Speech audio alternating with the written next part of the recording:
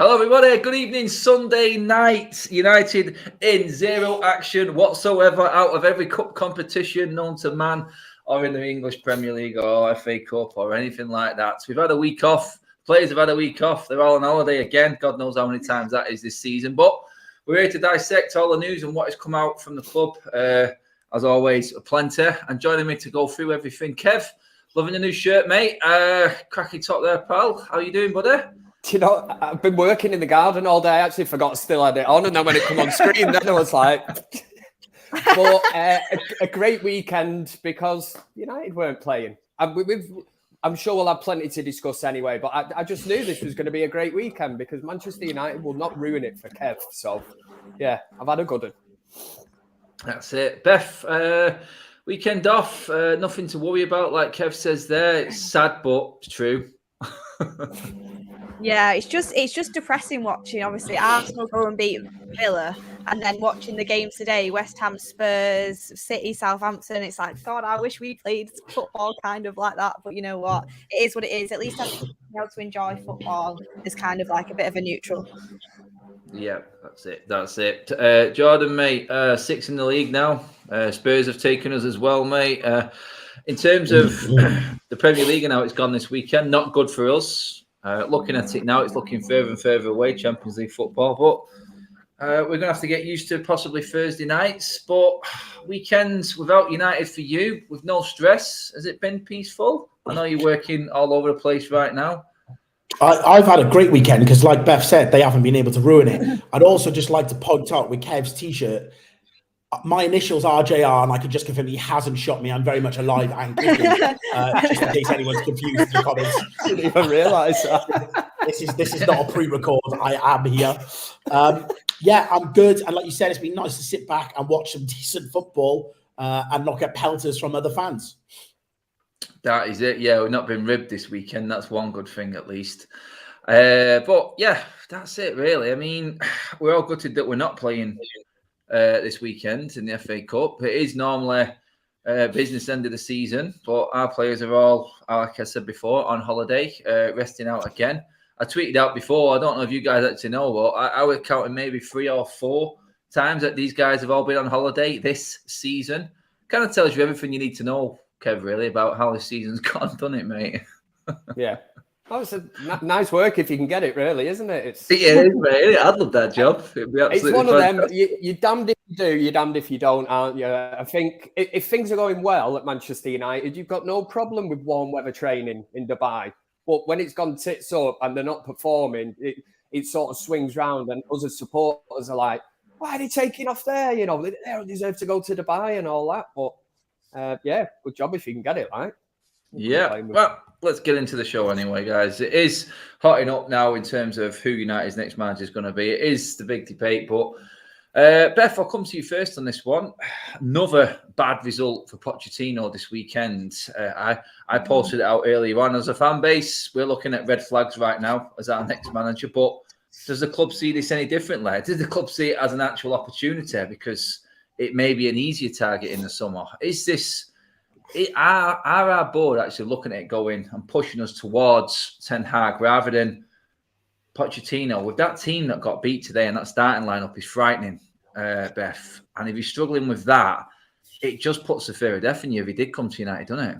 You've got to hope that Manchester United are going to make decisions based on footballing decisions and what is best for the club when it comes to potentially rebuilding and winning trophies again and getting the club back to where it needs to be. If they're thinking like that, then to me, the obvious option is to go for a Ten Hag from Ajax. I mean, I watched Ajax again today and I thought, I mean, I really like Ten Hag's energy and I like the way he sets up his team and I think he could really come in and make an impact. You look at Pochettino and yes, people say it's a poison chalice at PSG with the way that they've dealt with managers in the past and the way that them players are quite egotistical and it seems hard to get them going. But I mean, with the results don't lie. Results really don't lie. And I think he's struggling over there. And I think he's done the Premier League before. And personally, for me, I've not seen anything that makes me think he can be a world-class manager that's going to take Manchester United to the top level. And I think as well, United are going to have to make a decision pretty quickly. I think it's going to have to happen soon because plans need to be put in place for the summer and the players need to know what's happening. We need to have a proper pre-season and transfers need to be organised. So decisions need to be taken soon. And if you look at it like that, you go to Ajax, the rumours are true. Ajax, if Manchester United approached, they would let Ten Hag leave to excel his career. They've had that conversation. Yes, you're going to have to pay some money for it, but it'd be an easy transition to do. We've dealt with Ajax in the past. They're a good club to deal with when it comes with stuff like that. Think about PSG. If they do sack Pochettino, it's going to be at the end of the season. And if they don't sack Pochettino, it's going to be a hard deal to do at the end of the season as well. So I think the easier option at the moment, personally for me, is to get Ten Hag, and it's the better option as well. And I think the board will know, they'll have people out there. I mean, saw the Gary Neville podcast when he said these owners are very, very clueless, and I do agree with that. But if they have anyone looking at fan interaction, which they seem to do have, he should know that if Pochettino did come in as the next manager, I think a lot of fans would be extremely disappointed and there would be a big, big uproar. We need someone new. We need someone fresh that comes to the Premier League, and that is Manchester United's manager, and that can be Ten Hag. So personally for me, I do think it will be Ten Hag, but we'll just have to wait and see. Yeah, Jordan, I mean, Pochettino's actually said he wants to stay at PSG. I know words are words and he's bound to say that at this time of the season, though. But it's like the board looking at it now. There is still apparently debate between the board, between Ten Hag and Pochettino. We spoke about this on the last show, actually. And it's like results tell you a lot of things. And when you haven't got a team like that playing and that front line and everything else that it's brought, I mean, he was given every single tool possible in the summer and it's not working for him. Yes, they're going to win the league. We know that, but you got to look at it now. We're on that same line of questions again, Jordan. Where is the debate? Where is the debate, mate? Yeah, I'm just going to play devil's advocate a little bit with the whole Poch thing. You want to talk about poison chalice? Just look at the fact that he's 13 points clear at the top of the league. He's lost the game. I don't believe and the whole world has gone into like free fall saying that, like, you know, he's a terrible manager because he's lost the game. We have got to put it into perspective. I personally feel like he is damaged goods now because of what's happened, you know, with him going to PSG, and it's just tainted, isn't it? I feel like, you know, we want the next big thing. We want a manager to step up in the Premier League and make a name for himself. And this is why all fingers are pointing at Ten Hag.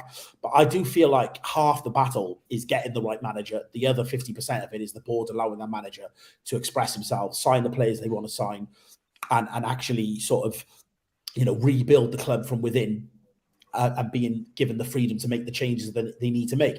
And what we've seen from Rangnick is that the board hasn't allowed them to do that. So, you know, we're only halfway there by appointing the right manager, and we still can't even trust the board will do that. So it is interesting. I do feel like, you know, PSG in that league, 13 points clear, no one's really challenging them. Are they in holiday mode? You know, they probably are. So I don't take too much from the result. All it does is just damages his chances of getting the job with us. And if he's putting the noise out there that he wants to stay, that's probably because he knows that we are now speaking to Ten Hag, and it's not like he's got another job lined up, because he wouldn't be making that noise. I think the noise is coming from Ten Hag is that he is ready for another challenge. He wants to go on and prove himself somewhere else.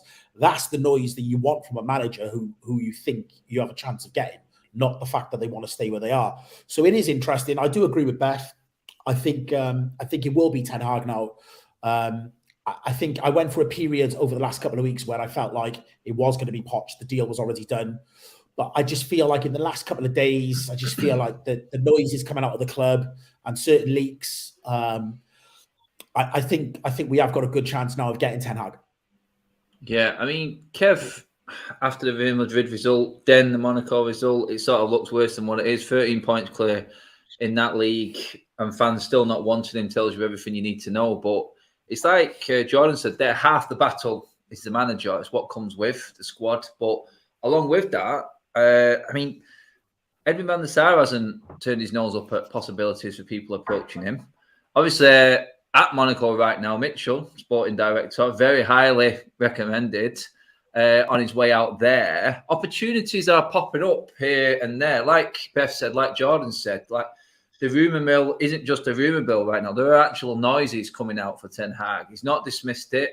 Van der Sar's not said he's going to stand in this. No one's going to stand in Ten Hag's way if he wants to go to United. So it's on a plate for United. But it's these extra little things that you're hoping, like what Murto and Arnold were saying the other week, they're putting people in positions in this football club to take us to that next level. That would be the sort of acquisitions you should be making around the manager as well. Like Jordan said, this is a package. This needs to be a team coming in, not just a manager, Kev. Yeah, it's the whole structure. And a Ten Hag coming in, I think it makes total football sense. And United would have a free run at him, I believe, this summer. I don't think there'd be any other of the so-called big teams interested. And as you rightly say, it is the package that you get with him. You've got Edwin van der Sar there, who's got a very soft spot for Manchester United, practically put Donny van der Beek on a plate for us, made that deal very easy. And what a classy guy. I'd love Edwin van der Sar back at Manchester United in some capacity.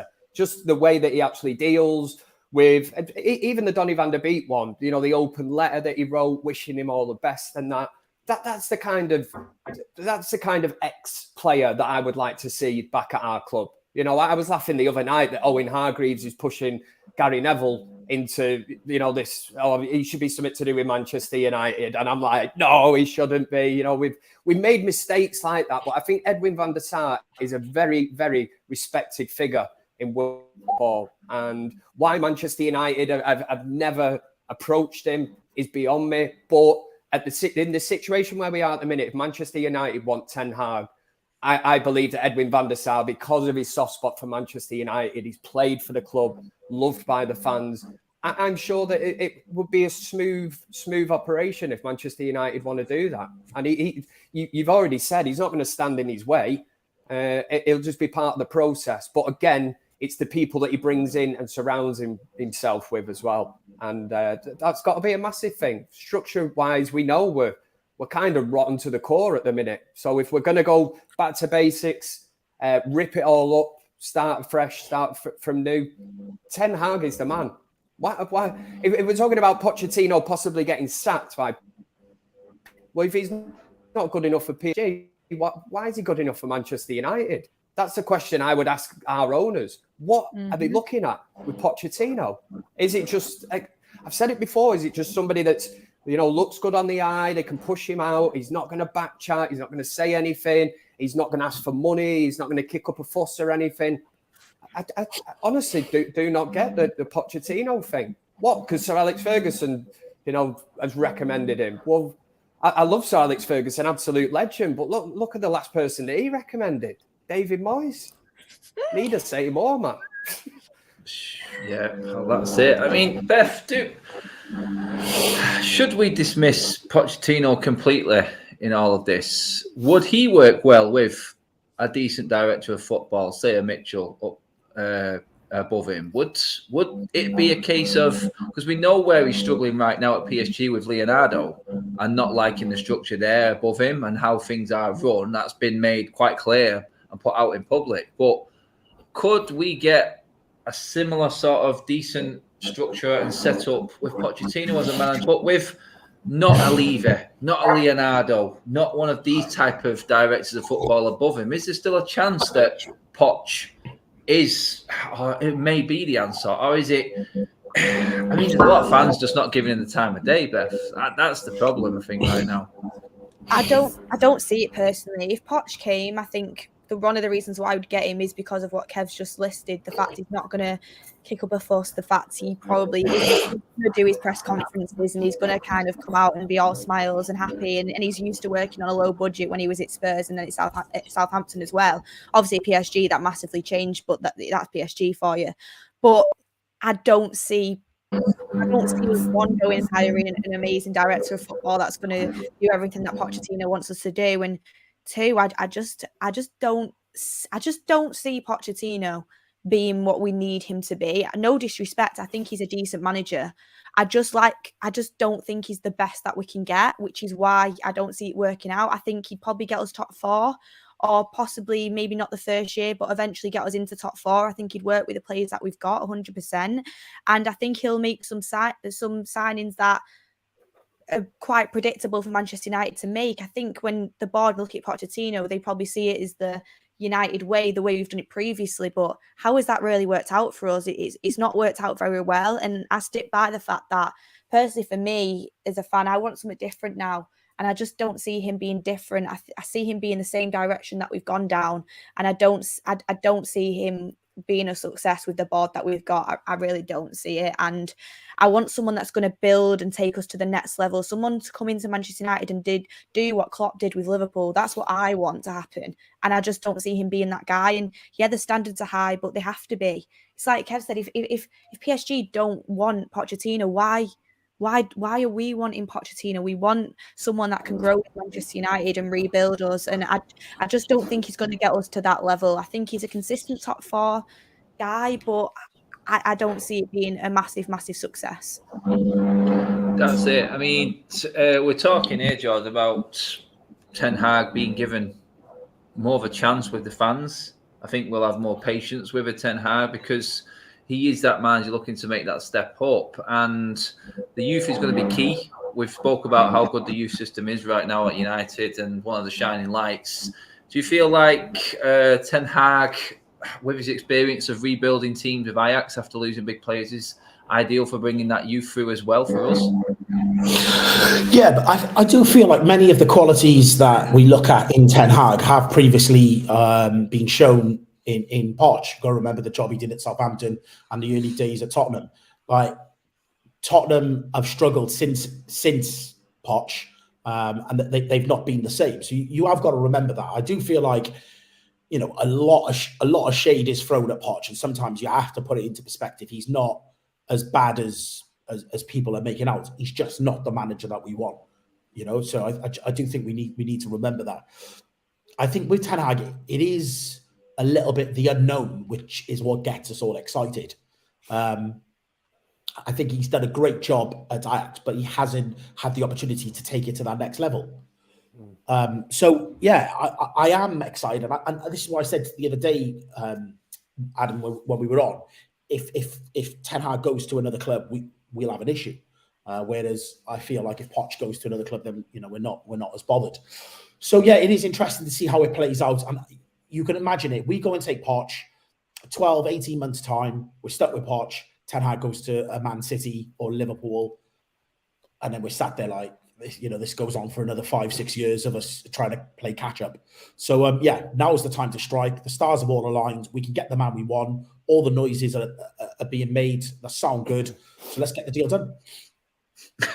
Yeah, Jordan is a very hard-working guy. Everyone, he's just washing. He's got his washing machine on in the background right now. No, I'm only joking. There is a little bit of a sound effect going on every now and then, guys. We will sort it out. It just seems to have been eradicated now, so bear with us on that one. Things happen when you're live. It's just what it is. I just confirm it is not me.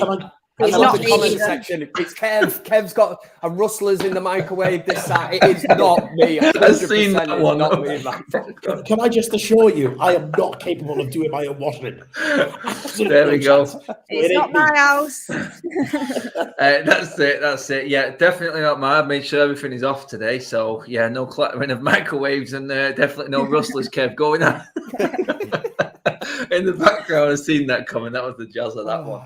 I love that one. But looking ahead now, because the team that we've got right now, well, the way that Ten Hag likes to play, we're going all in on Ten Hag. Let's just say it's Ten Hag, Kev. That's it. It's done. It's dusted. We're having it. We're actually acting like a big club and going out getting the manager rather than, like Beth said then, just not settling for second best, Kev. We're going in on Ten Hag. Next best thing, the way he plays football, the higher line.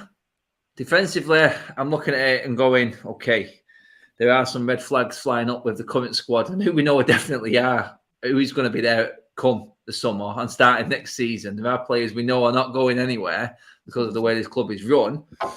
Where is your phase in terms of this playing staff now with that style of football? High line scares me to death with certain defenders, to say the least, Kev. I mean, is there anyone there that you're confident is going to be able to adapt with Ten Hag? And is there anyone in that defence that you're thinking, nah, no chance? Well, I was asked a question the other day out of the supposed starting 11 or United's strongest 11. going into next season, how many sort of signings do we need in that team? And I said 7. And I honestly believe that, because I'm looking at Elanga, fair enough. I'm looking at, say, David De Gea, Varane and Sancho. And then apart from that, the amount of players that could possibly leave Manchester United, I'm not really bothered. It really doesn't bother me. If Ten Hag comes in, I think he's the next big thing. The big thing about Ten Hag is he's constantly worked with his hands kind of tied behind his back, where he's always lost his best players, but he's just cracked on. He has admitted himself that he'd love to be at a club where he can keep these players and build something. To me, that's where the marriage is made with Manchester United. We're crying out for somebody like that, and Ten Hag could come in and do that. Now, for the question that you mentioned, if you're playing a kind of high line, then Harry Maguire is nowhere near that team. Nowhere near it. And if he's big enough, if he gets the job and comes in, he certainly shouldn't be captain. You choose your own captain. And that's been a massive thing at Man United. We spoke about leaders the other night on the show, and it is a massive thing. That the leader of the captain of the team should set an example, and especially to the youth, the players that are coming through into this team. I think we know for a few years they've been kind of running riot and doing whatever they want. So I want to see massive changes at United. And like I say, at the risk of repeating myself, disconnected from a lot of these players. I really couldn't be asked where they go or what's happening at the end of this season. We all know a new manager is coming in. We want change. We want new ways, a new playing style. We want a philosophy, don't we? You know, we look at Manchester City and Liverpool, what they built over the years, and they've not stood still. Manchester United, for me, have stood still, and that's why we've got left behind. We've got so much catching up to do. It's actually really, really scary. This is not going to be, there's no fast track. You know, it's not a one season kind of project. This is going to take years, this. And the reason I look back at the Solskjaer thing and I think, you know, have we just wasted 3 years where we've not progressed or actually done anything? And that's the sickener, really. If we'd maybe got that appointment bang on, we wouldn't be here talking about this. Beth, that's the ultimate fear, I think, with a lot of United fans. No matter who and what manager comes in, is he going to come in and have the power to dislodge our captain? Because I don't even need to ask you the question. Ten Hag would not want a player like Harry Maguire in his system of football. Well, I think to myself, we'll be able, if we do get Ten Hag, it'll be very interesting to see who has got the power. Because I'm telling you now, people are not going to like it, and people can have opinions. But Ten Hag's going to come in, and there's certain players that are not going to go into that team. Like, and I know people love David De Gea, who's been our best player this season. I would not be surprised if he drops out of a Ten Hag team. Ten Hag wants his goalkeeper is basically like the last defender. He wants good distribution. He wants a sweeper. That's not David De Gea. So if a manager's got his certain way, he could be out of the team. I know people love him, but at the risk of a new manager coming in to implement their style, stuff like that's going to happen. Harry Maguire will not be in that team. He likes fast defenders that can play that high line. He won't start if he has any power over what happens at the club. I think there's players there that he can definitely work with. I look at what he's done in the Champions League with the caliber of players he's got. I think it's incredible the way he's got them playing. If I'm really honest, when you look at what these players have done previously in their career compared to how they're doing now at Ajax, I think he's worked with them very well. I think Bruno Fernandes is someone who could massively flourish under the likes of Ten Hag. I think you could see Rashford improve under the likes of Ten Hag. I really do. Sancho would be a great player for him. But you're going to need investments. You're going to need fullbacks that can push up the pitch. I think Dalot and Shaw and Tellez could possibly stay there for another year while we look at other options. But you're going to have to invest in him. He's going to want a young striker that can press from the front. He's going to want... Donny van der Beek might come back into that team and play a really important role, but he's going to want a CDM that can get about the pitch. He's agile and he's quick. He wants a fast-paced team that's going to work very hard. And then players at the moment, for me, do not work hard really as hard as any of the top teams that I see. So it's going to be interesting to see what happens. But if he does get any control over the team, there's going to be players that start every week that will drop out of that team. And you're going to see massive changes in work rate if you can, and you'll be able to see if the players really are willing to work hard and willing to put in the work under a new manager. And look, I mean, Jordan.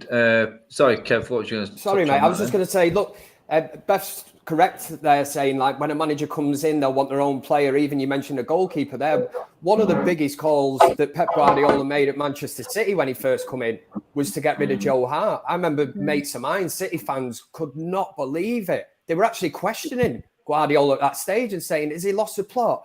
But he must have looked at him in training and gone, "Shot stopping, not a problem." But you know, look at what they've done there with Ederson. Absolutely fantastic. You know, the old kind of modern day sweeper keeper, isn't it?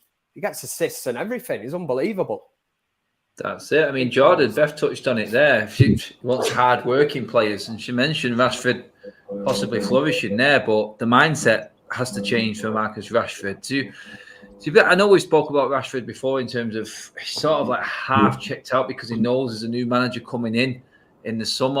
I mean, it would cross the players' minds that this is actually happening. And why a lot of people thought the interim manager was the bad idea, was the wrong idea, because the mindset of a lot of these players would be, we've got rid of manager after manager after manager now. We've thrown them under the bus, which they have done a lot of the time. But Rashford's going to have a big mental and big sort of mindset change if Ten Hag comes in to even get into the team in the first place, Jordan, because he's going to have to work. He is going to have to work, but I think Beth's right. He's going to want mobility and he's going to want speed. And you know, when Rashford's on his game, there are two things that Rashford has in abundance. It's his decision making that lets him down, and that's where a new manager can come in and coach him and hopefully, you know, sort that out. It's not too late, and I don't feel like we should give up on that situation. But you're right. You know, it's a fresh chance for a lot of those players when a new manager comes in. And what's been disappointing with Rangnick is that if he's staying on in this consultancy role, these players should have wanted to impress him and shown that they've got a future. And a lot of them just seem to have given up. And it's as though, like, you know, a new manager's not coming in and they're not going to have a conversation with Rangnick. Rangnick's going to be telling the new manager what players have let him down, what players haven't delivered. And then he's going to pass that information over. So it is very strange, a lot of their attitudes. I do agree with you about Maguire. I think, you know, his days could be numbered under a new manager that comes in and looks at him for what he is. I think Lindelof will be fine. Varane, we know, is going to be fine. But yeah, I think Harry could find it very tough. Yeah, I mean, Beth, just on that list there that Shaheen's put up on the super chat there, confusing form with skills, but under a good manager likes of Bailly, Lindelof, Shaw, McTominay, Dalot, Bruno, Rashford, Donny van de Beek, Martial, can all get the best out of them, and they could have that future, Beth. But Martial's already said he doesn't want to come back. We're looking at players that we need to buy in the summer. Would Martial be an option there for you in terms of a Ten Hag system? I think everyone knows I rate Martial and I'd like him to come back. I think it's criminal that, I mean, I know he wanted to go. You rated Ollie. You rated Ollie. No, but Jordan Beth. The fact that Martial went in January, and you've seen the form Rashford had, you've seen the fact Cavani's never available. We've needed someone to come in and we've been lacking in options. Yes, the thing with the Greenwood thing was unforeseen. And when a player wants to go, you've got to let them have that decision. But I think you could have solved that earlier. But I think the way that he was treated in the first half of the season kind of made his decision up for him, which I didn't agree with. I think people are getting game time over him consistently. That shouldn't have been. And like, it's mental to me that Sancho was on the bench in the first few months of the season. Like, the decisions that were being made were so poor. And I think Martial definitely could have a future in the team. But if he wants to leave, I'm on this train now that no matter how much I rate a player, which I do rate him, if they're not got the head screwed on for Manchester United and want to do well for Manchester United and they're not in the game, then let them go. So if he doesn't want to come back and play for us, I'm happy to sell him, get the money for him and invest in someone who does. So that's what my thoughts are. Yeah, Kev, centre-back. I mean, we're looking 7 players that you said to come in, Kev, in terms of positions. Lindelof, Bayer, centre-backs for you. Any possible chance under the new manager that 2 players that have got a long stint left on contracts could actually have a spot in this team? Yeah. Bayer never had any issue or problem. Yes, he's got his injury problems, but I think when he gets a run in the team, he's solid. Love Eric Bayer, man. He always gives everything, doesn't he? He's the only defender you'll see that is able to like pull off some crazy tackle and then spin 360 on his head and do a backflip and all in one motion. That's unbelievable, man. I love the guy. He needs a run of games. Obviously, the injury issues are the ones that you would look at, but there's no denying that there's certain players in that squad that will certainly, if a manager like Ten Hag does come in, a lot of these players are playing for the future at Manchester United. That's how they have to be looking at it. I would say Martial, yes, definitely there's a player in there. I think we all know that, but I've kind of burnt my bridges with him. The fact that he refused to play for Manchester United, refused to be in a match day squad. I look at that and I think, is that has he been part of the problem over the years? Along with even you could say Lukaku, really, couldn't you, to a certain extent? We're talking about cliques in the dressing room and stuff and what's happened and what kind of influence players like that are having on the younger players coming through. For me, Martial, I think there was a place for him, but I don't know. You refuse to play for Man United. I'm sorry, See you, mate. I don't. There's no coming back from it, is there? There's even if he hit a bit of form in Spain, I don't see how you can recall. And he doesn't want to come back. He's already stated he doesn't want to come back. So for once, I am going to agree with Beth. I do feel like he should have been given a chance when Ralph came in, and I think the way he was handled in those early games, obviously, made his mind up that he was moving on. There was an opportunity to play him. But we also got to remember that 18 months before that, he hasn't been great for us. So let's not look back. Let's look forward. And like you said, Beth, if we can sell him and use that money and invest it correctly and bring players in that are going to make a difference and want to be at the club, then that's exactly what we need to do. And we keep saying about, it's only 50% of the job is bringing the right manager in. The other 50% of it is clearing the dead wood out and bringing players in that want to be there. And like you guys are saying, we need 6 or 7 players. I totally agree. I got up to about 6 players when I got asked the same question. That isn't going to happen in one window. So the new manager has to pick his battles. So look at the areas and prioritize which ones need fixing. I know they all need fixing, but what our board's like. We're limited on the amount of deals that we can do. So if we could bring 3 or 4 players in this window and maybe a couple more in January and then more the following summer, then that's exactly what we need to do. Staying on that, Jordan, mate, we know that Ten Hag plays the back 4, 2 full backs that push high. In terms of what we've got right now, we've got a coach coming in Ten Hag. Could he make something of Aaron Wan-Bissaka? Is this a player that he could release some potential from him? Or are you just saying, look, this is an area that needs investment? Because I'm looking at Tellers, I'm looking at Dalot. A lot of fans are sort of 50-50 on these two alone already, mate. Yeah, he's a football manager. He's not Jesus. He ain't going to turn water into wine. I was trying to help the guy out, and Jordan just shut him down.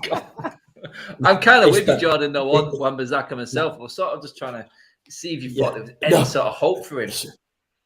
Absolutely none whatsoever in terms of trying to turn him into an attacking fullback. It's just not who he is. You just have to respect that he is who he is. That's the easiest way I could put it. I just feel like he's a throwback fullback, and 10 years ago he's exactly what you'd want in a fullback.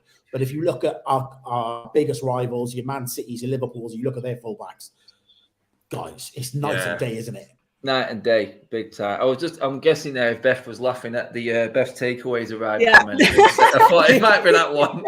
You know what? Like, I tried to time it for when the show ends, but they've come a little bit earlier tonight. Can't fault him. But Kev, number 10, 2 holding midfielders. That, I think, is where the investment is priority, isn't it? If it was talking Ten Hag here, number 10. I think we need the 9 more, to be honest. But the 2 holding midfielders, that's where I think if as United fans, we're looking at where we want the investment. I think even Ten Hag would come in and say, look, yeah, okay, that's the spine of the team right there. That's my main link. That's where we need to invest our money, isn't it?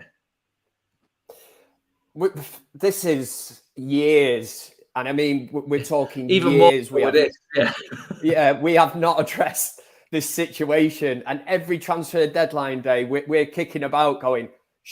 Listen, even at the start of the season, the signing of Varane, Sancho, Ronaldo, that was like just fantastic. But there was part of us that were all saying it, going, wouldn't it just top it off now if we can bring in a central defensive midfielder just to add another option and a first teamer? Now, obviously, it's not going to come cheap. There are cheap options, actually. It just depends kind of where you're shopping and looking around. I know Jordan's always said about Bissouma, which, you know, a classic example of a player like that. There are players out there that would certainly improve our team in the middle of the park. And you go back, I mean, even the days, how many people have tried filling this void that we have not?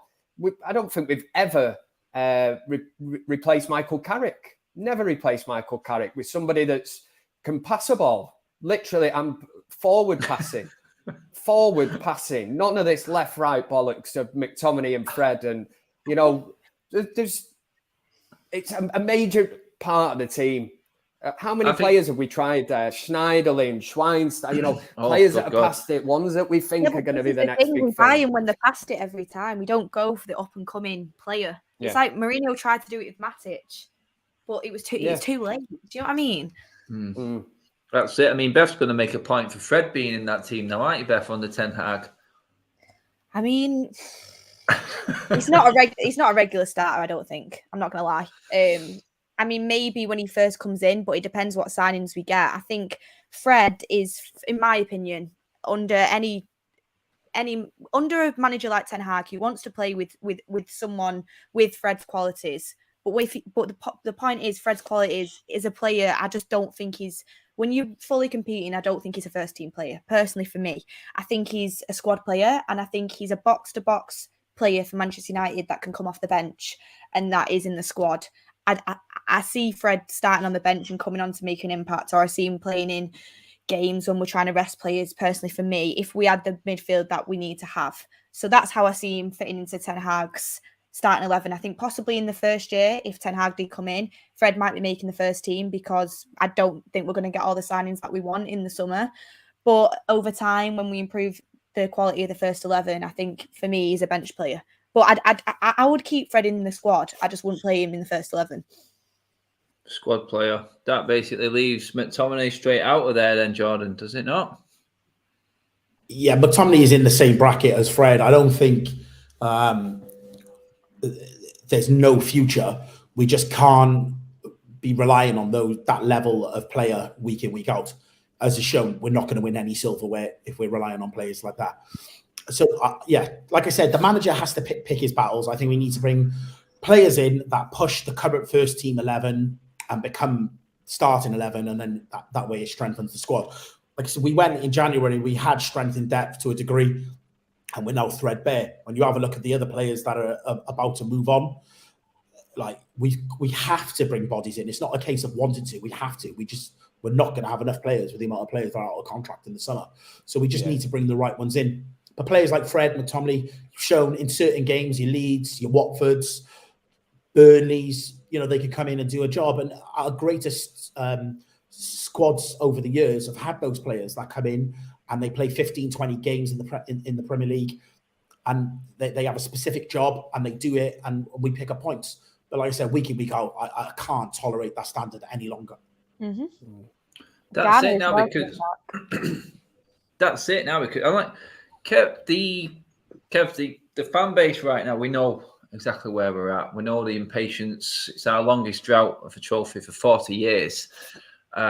We have got a fan base which is split at the moment, I think, in all sorts of different ways.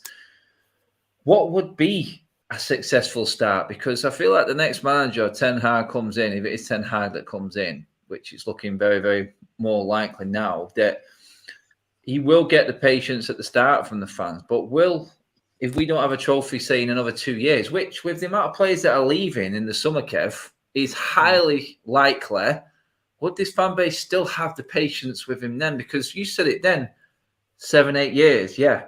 Ten Hag's a long-term manager. This could be 7, 8 years if you give him the time with Ten Hag. But there is a side of it, and it's, like I said, we're starved of success. And like you said, it feels like 3 years of Ollie is wasted because we've not progressed, we've not brought anyone through, and we've not sort of put a structure in for the future.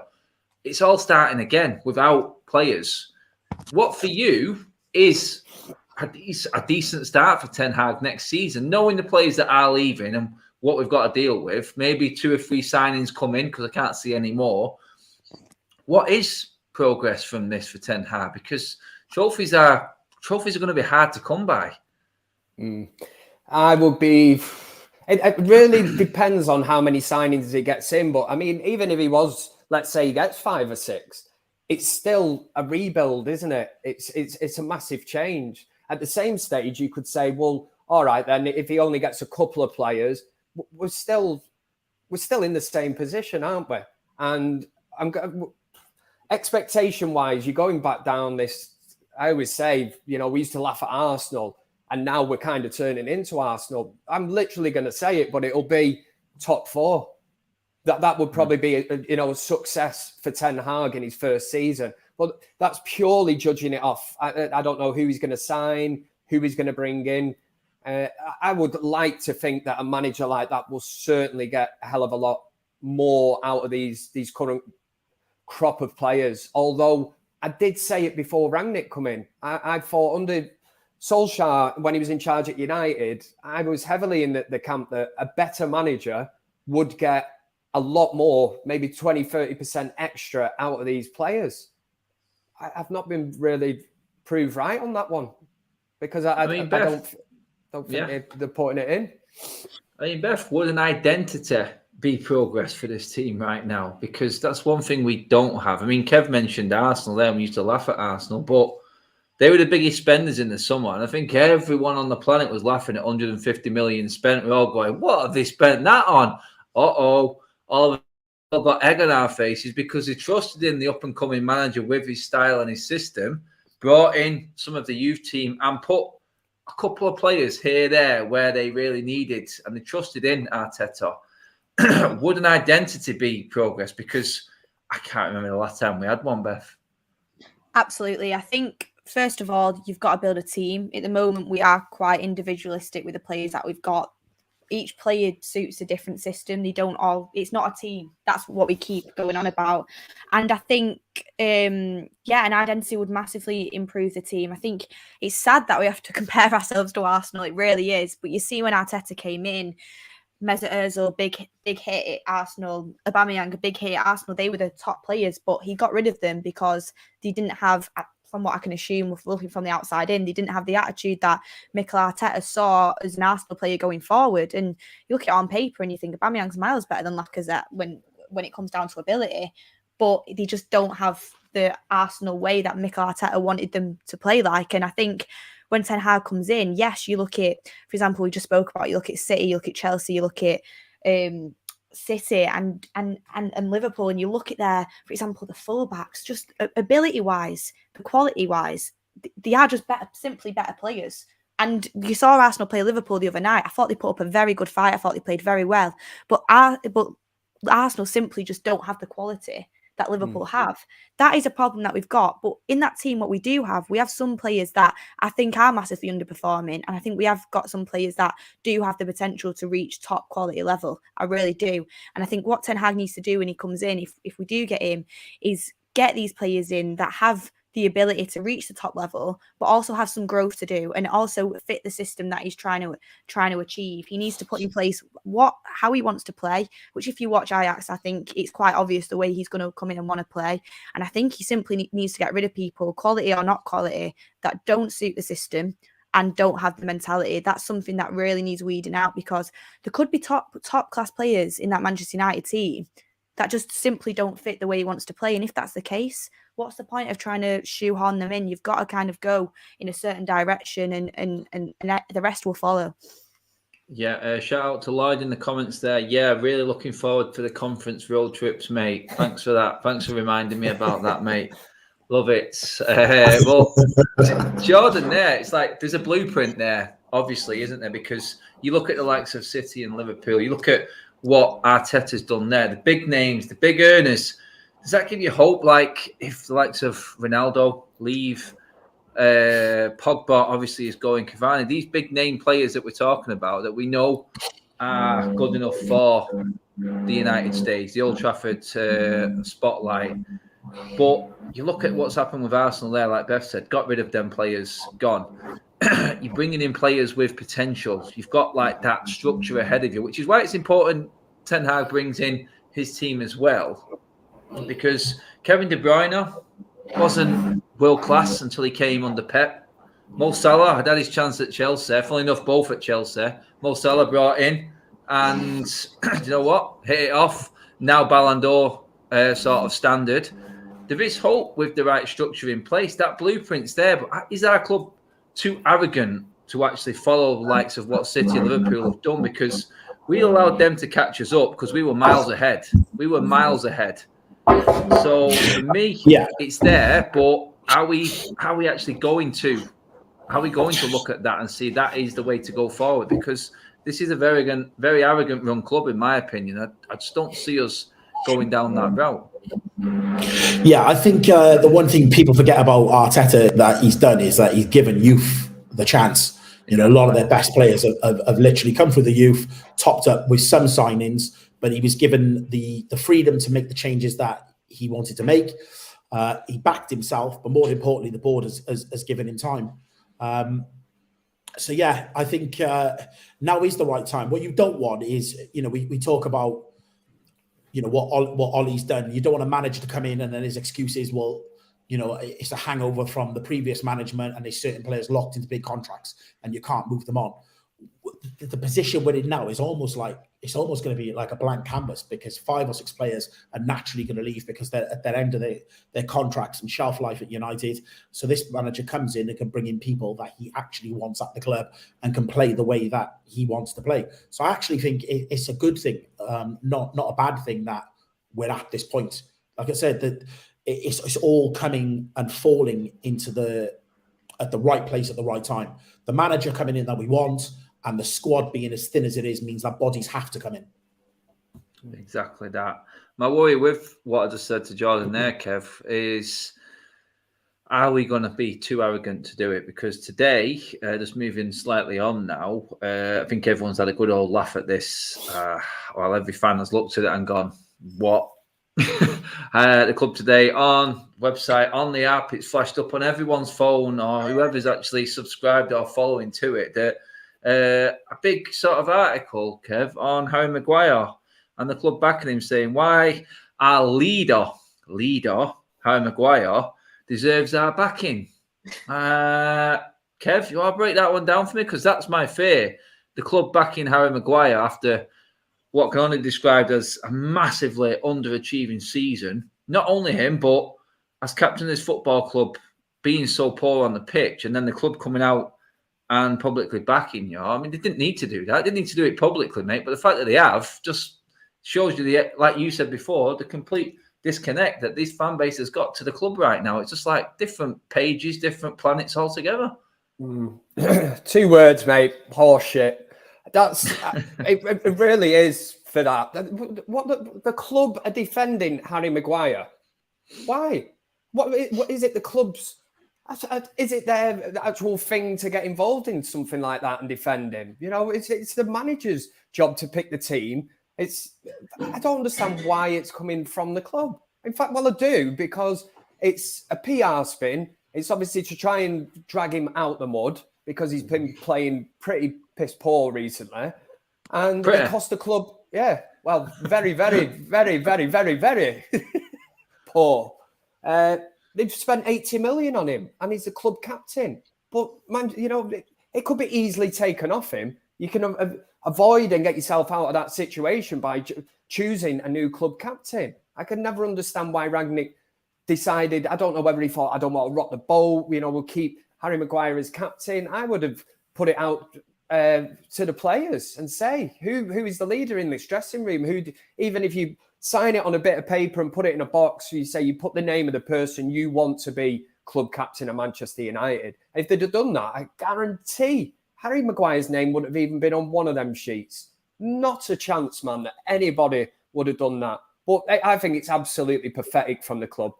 Absolutely pathetic. And that is the world that we're living in at the minute. All the social media and whatever with Manchester United, it's madness. I'm telling you, we'll get to the day where they'll probably put it out. I'm surprised that they've not got onto it yet. So if they're watching, it'll be choose your next manager and they'll give you 4 options. And then whoever gets the highest vote, that's going to be the next manager. That's the way things are going at the minute. It's madness. Yeah. Beth, I can read you like a book. That kebab isn't going cold. So tell me what you... It's the Chinese, actually. If anyone Chinese, cares. they're people. Actually asking me in the comments. So. Everybody wants to know what you've ordered. It is. So there you go. Beth, you are going to have to tell us what's on the Chinese now before we talk about Harry Maguire, though. Oh, well, I mean, it'll probably take me a few minutes to get through it. I mean, you've got to go with a bit of salt and pepper chicken, bit of egg fried rice, bit of curry sauce, and prawn crackers, spring rolls. You know what I mean? Anyway, that sounds like a structure to me. Yeah, go for it, Beth. When I saw that statement come out on Twitter, my first thought was I need to go and check and see if someone's photoshopped this, because surely not. Yeah. I went onto the app and I realised it was there. I actually thought, what have they put in this article? And I scrolled down and it was just a list of reasons why Manchester United fans should back Maguire. And the reasons had nothing to do with what he's doing on the pitch. Let's look at it like that. It was what he's done outside of the club, what he's doing in the community, etc., which is all well and good. But my problem is, if you're a Manchester United manager or you're someone at the club and you're looking in and you think to yourself, I have to put an article out to the fans to convince them why he is a leader at Manchester United, that shows in itself that he's not the right person to be the captain. I mean, do you think if Cantona, Vidic, Keane were at the club, they'd have to put out a statement on why they should get behind him as the leader of the football club? It's ridiculous. It honestly is. You've got to do your talking on the pitch. You really do. If Maguire wants people to get behind him and he wants the backing from the fans, which, by the way, he's had for quite a long time, you can only put up with so much, realistically. You've got to go and show it on the pitch. I mean, if week in, week out, he was leading the team and he was putting in solid performances, there wouldn't be an issue. It's about what you do on the pitch, and to put that statement out, I think that it sums up the problem. It really does. Yeah. Big problem we've got at the club, Jordan. I mean, our WhatsApp group there has just posted up a load of comments from Seville fans from the game tonight regarding Martial's performance. Levin is right. He is being slaughtered by the Seville fans tonight for his attitude and his effort. This guy's on double the money of Mo Salah, Jordan, mate. And for the club to come out and back, I mean, it's Maguire being backed by the club. It's the wages that certain players are on, Jordan. This is the ultimate fear, isn't it? It's a lot to change and a lot for a new manager to come into and deal with that problem, because as soon as we say we're changing the structure, this lot that the manager's going to be coming into, because we need some players, Jordan, this lot are just going to end up throwing the toys out the pram. And Jordan's going to throw his out the pram as well. He's thrown them out. He's gone. He's not happy about it. He's not happy about it at all. Washing's finished. The quick spin is done. Jordan's back on stage. He's coming back to us soon, hopefully, anyway. But, I mean, Beth, just carry it on there. I mean, the likes of Martial being slaughtered by Seville fans now. This is a player then who is going to come back to us in the summer. The new manager's got to deal with that before getting his new players in, the club back in, the manager. It's the ultimate fear for every United fan right now, that, like what you just said there, the club back in Harry Maguire, the players that are coming back. This manager has got way too much to deal with when he comes in the summer. If things aren't put in place soon, then we could be looking at rinse and repeat, another mess of a summer, Beth. Do you know what it is as well with Martial? He said, didn't he, basically hinted that he wants to go to Sevilla in the summer. Well, that's not going to happen, is it? If the fans already don't like him and he's getting substituted at the 59th minute and he can't. We know what he's like as well, Beth, in terms of how he reacts to criticism and certain things. He's not one for hiding his feelings much. No, and so he's not got a solid start in the team now. And I think Sevilla have already mentioned that he was only a short-term option anyway, and he was meant to be for a loan. So I think he is coming back to Manchester United, and you're not going to be able to sell on a player that's gone on loan and not done particularly well by the standards of the money that you're going to want for him. So the only place that Martial's really going to go is somewhere like a Newcastle or stay at Manchester United. And I don't think he'll want to go there. So I think Martial is going to come back to Manchester United. So like you said, that is an issue that the new manager is going to have to deal with, and he's going to have to speak to him about it. I mean, I know Martial said in his interview that when Rangnick arrived, Rangnick said if he kept training the way he was going to get into the first team. And Martial said, I've already made up my mind.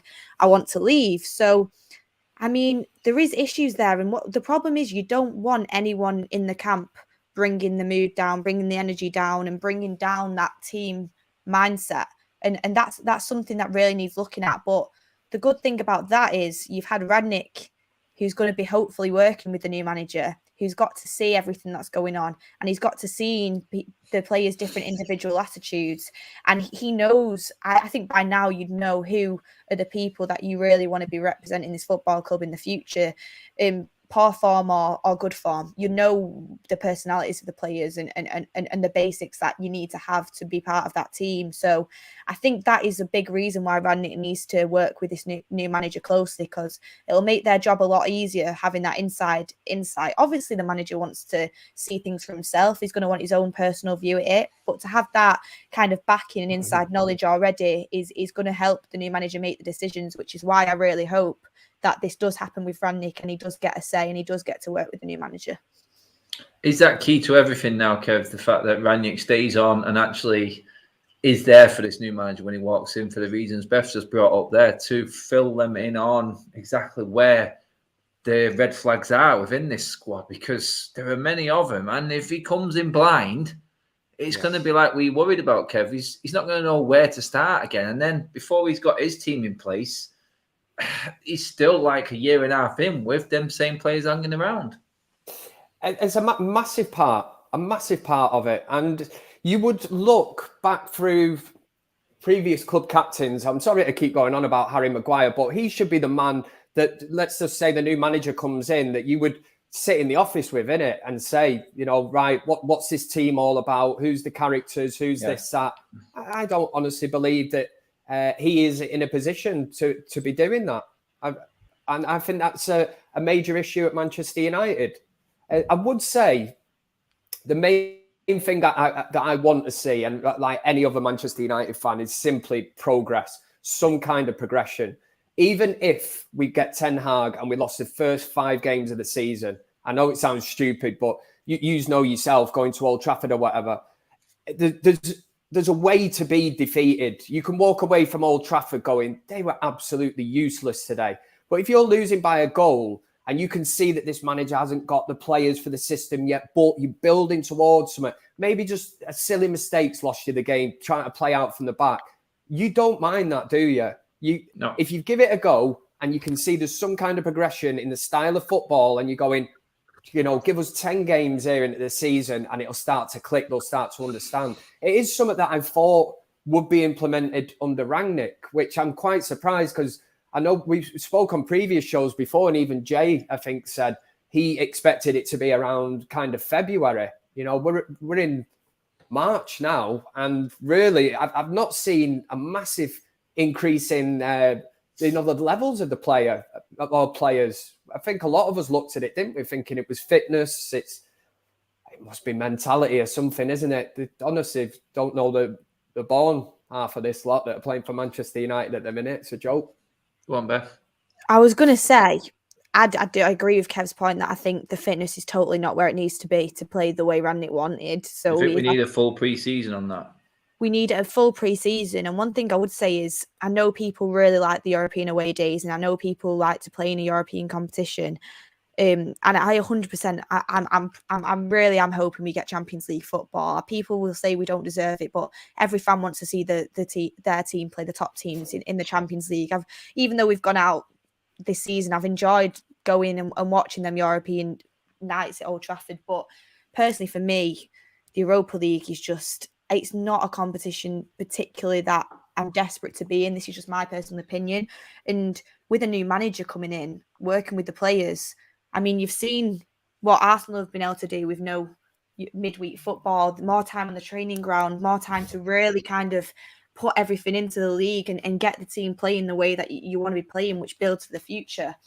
I mean, I think if you didn't get Champions League football, I mean, more training days for me would be a massive plus. I think this team massively needs some investment in training, and it needs a full pre-season, like you said, Adam. That's exactly it. Guys, we are living in hope with this football team at the moment. Another 2 weeks till we play. Still waiting. That's Leicester at home. It seems a mile away right now. I'm guessing we'll know exactly what European competition we're going to be in come. I think it's the 23rd of May, 22nd. 22nd of April, because I think we play Arsenal and Liverpool both away that week. And I think we'll have about 3 games left. I think that week we will know exactly what competitions we're playing in next season. Obviously, I mean, guys, before we finish, I mean, Tottenham won today. United are down in 6. I mean, Kev, top 4 starting to look further and further away right now. I'm looking at the games ahead, mate, and that's where my worry is. Yeah. The games in hand that Arsenal have got, it's going to be an uphill struggle. I must say, last Sunday, I absolutely love Ricky's optimism of saying top 4's not gone. And it hasn't, because until it's mathematically impossible, Manchester United are in with a shout. But it's just a sorry state of affairs that's where we are. That I don't know. Would you look at it as being a major triumph, finishing in the top 4? You know, it is that old word, standards, isn't it? And that's it's just it's madness at the minute to think that probably even if we did get top 4, you know, privately you might do a little, you know, fist pump or something and go, yeah, you know, at least we've made Champions League. But it's not good enough on reflection. Even with the playing squad that we've got at this moment in time, we should be doing far more better. And I'll just say one thing as well. Has everybody noticed how Jordan's dropped out and the old spin dryers stopped? Exactly. Yeah. Everyone blaming me and Kev. Yeah, exactly. That's it. But Beth is going to get the microwave on now for the Chinese anyway. So it's warm me up now, you know.